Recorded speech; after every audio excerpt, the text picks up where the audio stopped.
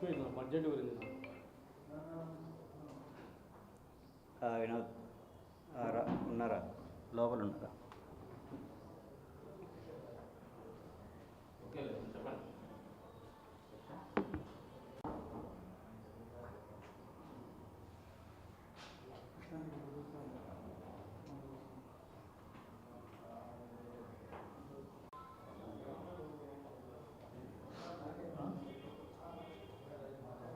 రేపటి గురించి ఇప్పుడు అవసరమా?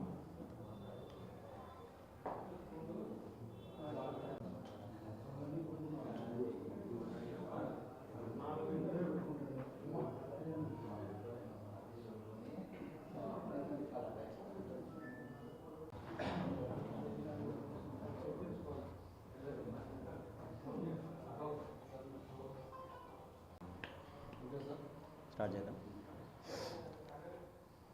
అందరికీ నమస్కారం. గత కొన్ని రోజులుగా ఈ ఆర్థిక సంవత్సరానికి సంబంధించి బడ్జెట్ సమావేశాలు జరుగుతూ ఉన్నాయి. ఈ బడ్జెట్ గురించి చూసుకుంటే ఒక పక్క బడ్జెట్, ఇంకో పక్క అప్పులు. ఈ బడ్జెట్లో కూడా వివిధ అంశాలు కూడా పరిగణిస్తే అందులో సంస్మరణ, సంఖ్యల గారడి, ఇంకోటి సంక్షేమానికి చిల్లు, ఈ 3 అంశాలతో పూర్తిగా వివరించడం జరుగుతూ ఉంది. మొదటగా అసెంబ్లీ సమావేశాలు జరిగే ప్రారంభంలో ఎమ్మెల్యే కొనతల రామకృష్ణ గారు ఆయన మరి ఏదో మార్కులు కొట్టేద్దామని చెప్పి ఏదో మినిస్ట్రీ పోస్ట్ కోసమే ఏమో మరి కొన్ని వ్యాఖ్యలు చేయడం జరిగింది.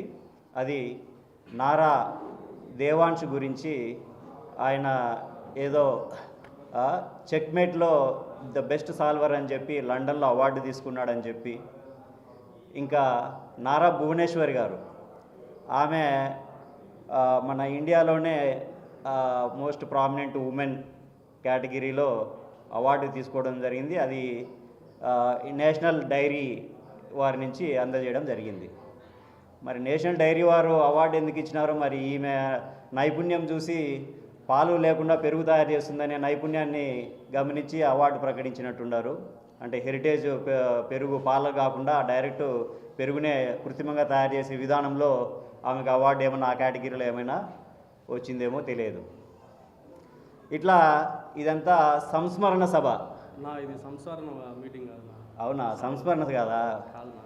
మామూలుగా అసెంబ్లీలో సంస్మరణ అన్నా జరగాల, లేదా సంస్కరణ అన్నా జరగాల. అంటే సంస్మరణ అంటే ఎవరైనా చనిపోయిన వారి గురించి వారి గొప్పలను మాట్లాడడం, లేదా సంస్కరణ అంటే ఏదైనా గొప్ప మార్పులు తీసుకురావడానికి సంబంధించిన కార్యక్రమాల గురించి అసెంబ్లీలో సమావేశాలు జరుగుతాయి. మరి వీళ్ళు అవార్డుల గురించి, ఫ్యామిలీ గురించి మాట్లాడుతున్నారు. మరి నాకైతే తెలియదు ఈ సభను ఏమని పేరు పెడతారో. ఒక ఫ్యామిలీ అసెంబ్లీ సమావేశాలు ప్రజల సమస్యలు చర్చించుకోకుండా ప్రజాధనాన్ని సమావేశాలకు ఇంత ఖర్చు పెడుతూ వారి ఫ్యామిలీకి సంబంధించినటువంటి గొప్పలు చెప్పుకోవడం అనేటువంటిది బహుశా ఇంతవరకు చరిత్రలో ఎక్కడా జరిగిండదు. అది మన అసెంబ్లీలోనే ప్రత్యక్షమైంది గత కొన్ని రోజుల కిందట. ఇంకా రెండో విషయానికి వస్తే సంఖ్యల గారడి. ఈ సంఖ్యల గారడి ఏంటంటే బడ్జెట్ ఈ ఆర్థిక సంవత్సరం 2026-27కి గాను 3,32,000 కోట్ల వార్షిక బడ్జెట్ను పయ్యావుల కేశవ్ గారు ప్రవేశపెట్టడం జరిగింది. అందులో 2,58,000 కోట్లు రెవెన్యూ ఎక్స్పెండిచర్ కింద, మరో 58 కోట్లు క్యాపిటల్ ఎక్స్పెండిచర్ కింద చూపించడం జరిగింది.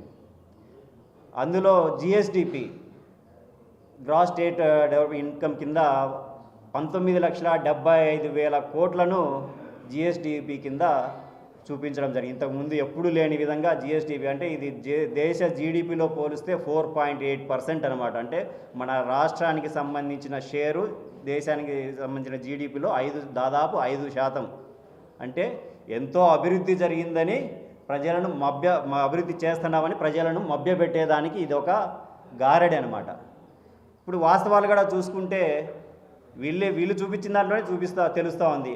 రెవెన్యూ ఎక్స్పెండిచరు 2,58,000 కోట్లు చూపించి ఒక పక్క ఇన్కమ్ 19,75,000 కోట్లు జిఎస్టీకి చూపిస్తూ ఉన్నారంటే ఆ వ్యత్యాసమే తెలుస్తూ ఉంది. అంటే వీళ్ళు ఇన్కమ్ ఇంత సాధించాలనుకుంటున్నారు, రెవెన్యూ వచ్చేది 2,58,000 కోట్లే.